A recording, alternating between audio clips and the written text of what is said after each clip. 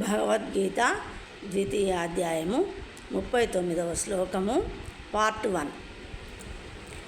ఏషా తే విహితా సాంఖ్యే బుద్ధిర్యోగే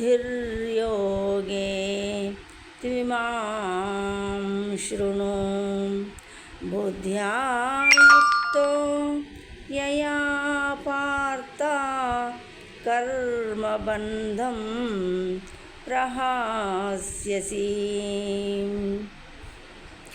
ఏషా ఇది అంతయు తే నీకు అభిహిత వర్ణింపబడినది సాంఖ్యే సాంఖ్యమునందు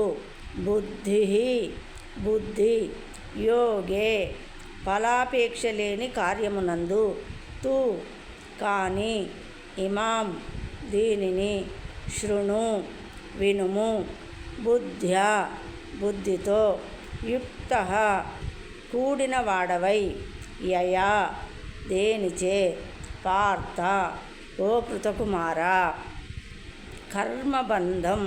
కర్మబంధములను ప్రహాస్యసి విడువగలవో.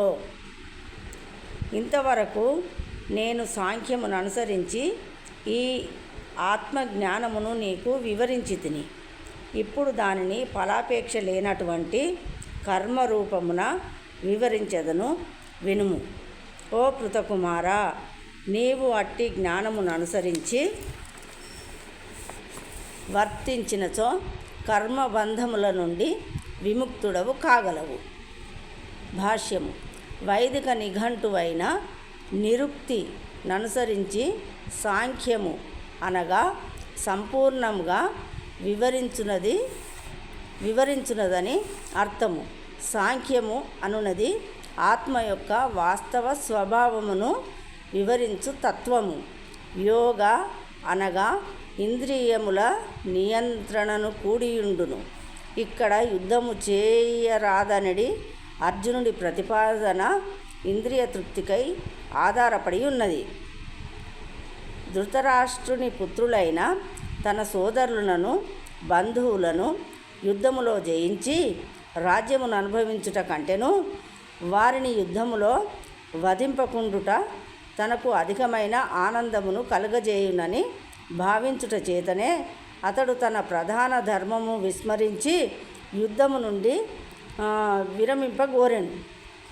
అర్జునుడు యోచించిన ఈ రెండు విషయములను ఇంద్రియ తృప్తి సంబంధించిన మూల సిద్ధాంతములే.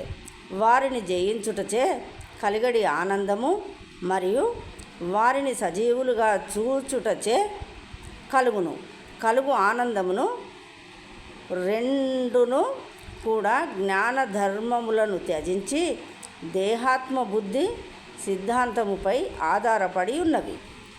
కనుక పితామహుని దేహమును వధించుట అతని నిజమైన ఆత్మను వధించుట కాదని శ్రీకృష్ణ భగవానుడు అర్జునునకు వివరింపదలచెను.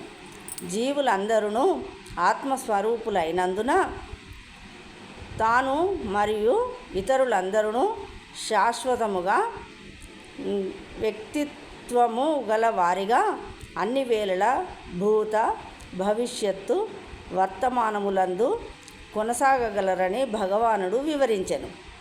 కేవలము మనము దేహములనే ఎన్నో విధములుగా మార్చుచున్నాము. అయినను వాస్తవమునకు దేహబంధము నుండి విముక్తి పొందినను మనము మన వ్యక్తిత్వమును నిలుపుకుందుము. ఈ విధముగా ఆత్మ మరియు దేహములకు సంబంధించిన విశ్లేషణాత్మక వివరణను శ్రీకృష్ణ భగవానుడు తెలియజేశాను.